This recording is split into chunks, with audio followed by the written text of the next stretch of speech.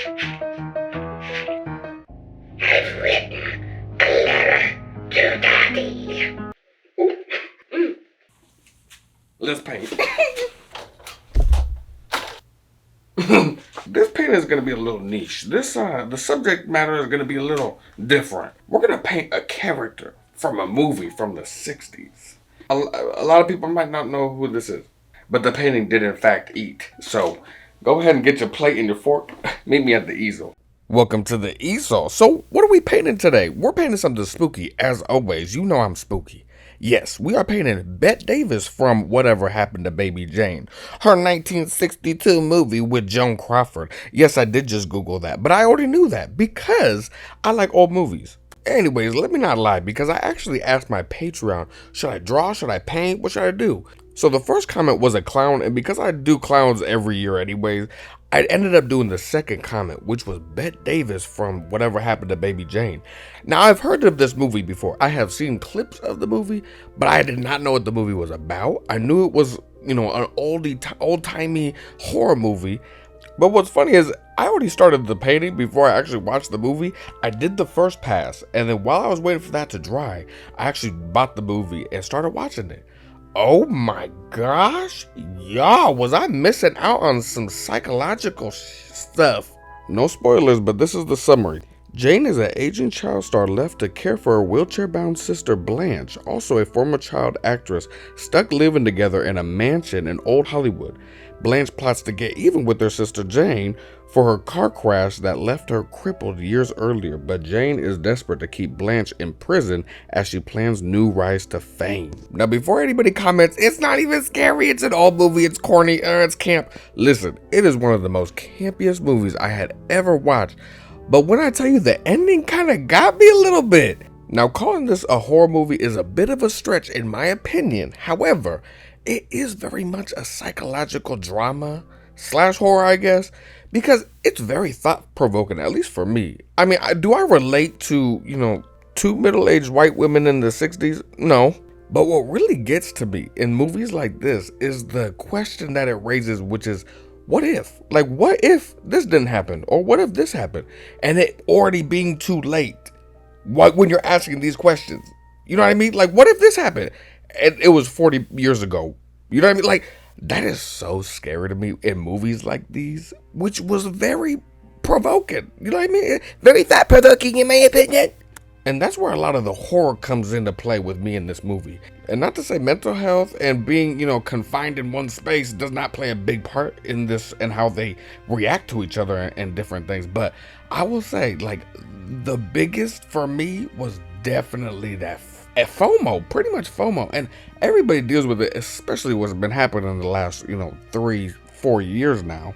This movie reminds me a lot of the movie Grey Gardens. Now, that's a movie that, I'm kind of, jumping off of a different kind of tangent, but they're very similar in the way that something happens to where someone made a decision, and that decision stopped a lot of the communication. And because there was lack of communication, there was lack of trust, there was lack of love. Then living like that for 40 plus years, and now you despise or you fear the person that you once loved. You know what I mean? Like, that's crazy because you think that they made a choice for you, when in reality, you made that choice. And after all that time passed, you sit down and you realize that a simple conversation could have relieved these decades of pain, sadness, fear, hate. That is terrifying. That is terrifying. It's regret. It's regret. And woulda, coulda, shoulda. And that sucks. I've written a letter to Daddy. Not playing. This is the face and the hair. Almost done. It's pretty dry. So let's get this done. So my final thoughts on Whatever Happened to Baby Jane. I would give it a solid 7.5, 8 out of 10. I liked it. It was good. Was it scary? Absolutely not. I mean, what do you expect? It's old and there's some comedy in it. I'm also about to get interrupted. Excuse me, interrupted. Sorry to interrupt. I know you wanted to see my full performance earlier, but I'm not doing that because this video is sponsored by me.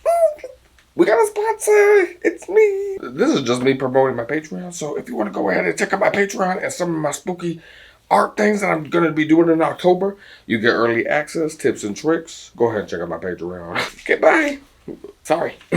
Sorry for the self-advertisement. Your girl's gotta do it because these YouTube's playing with me right now. You know what I mean? I'm sorry, I have to say, YouTube's playing with me. And because I do a lot of niche things for like Halloween, it'd be really nice to have just some extra support, you know what I mean? Because I like to go all out. But if you can't join Patreon, I completely understand. Watching my YouTube videos just helps me out so much. Comment if you can, like the video, of course. But yeah, just wanted to, self-promote just a little bit. Sorry about that. But let's get into the second layer of this painting and how much that second layer has dramatically changed the look of this portrait. So let's start with the face, because I was actually very nervous. I wanted this to look like she was caked up with makeup, like very powdery, not too like silky glossy. I wanted her to look very powdery.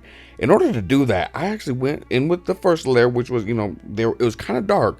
And over that first layer, I put a layer of like this, blue tinted white. And it kind of made that effect that I wanted. Also with the lips, the whole thing kind of made me nervous with the face because I really like the face. Now the hair. Let me tell you about the hair, because the top of the head was really easy. It was really getting that highlight from the lights, and it gave it that moody look. Now on the bottom, that's where it kind of faded into almost like a dark red. Like it had a reddish tint to it on the bottom of the picture that I was using. And for the first time ever, the clothes was the easiest part of this whole entire portrait. I did this in one pass and it low-key ate. Check that out. But these ringlets on her hair, these little ribbon hairs, oh, I can't stand them. I did them a million times. I had to redo them. So this was a little over a week. This is what it looked like. Very flat. All the paint kind of just sunk into the canvas. But for the most part, all the paint on the surface was dry. So what I like to do is, instead of varnishing, I oil out. So, and it kind of looks the same, but it's not as permanent as varnishing. So what I like to do is I take a little bit of linseed oil and a little bit of Gamsol, mix that together and smear it kind of over the canvas. Now, sometimes you get some bubbling, just use a little bit more Gamsol, but make sure that when you wipe it, you're not seeing a ton of color come off.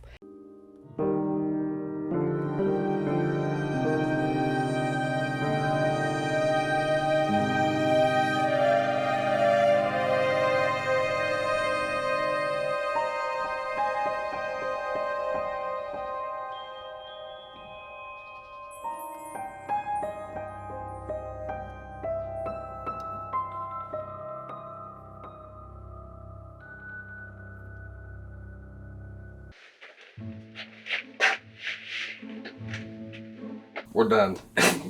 The finished product. This right here is sweet Baby Jane.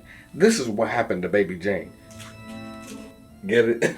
Because whatever happened to Baby Jane? This is Baby Jane. This is what happened to Baby Jane. I'm done. I'm done painting.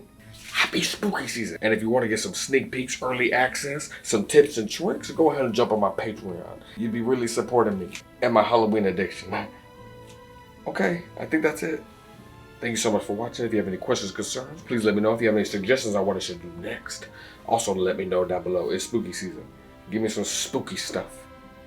But don't scare me. Goodbye!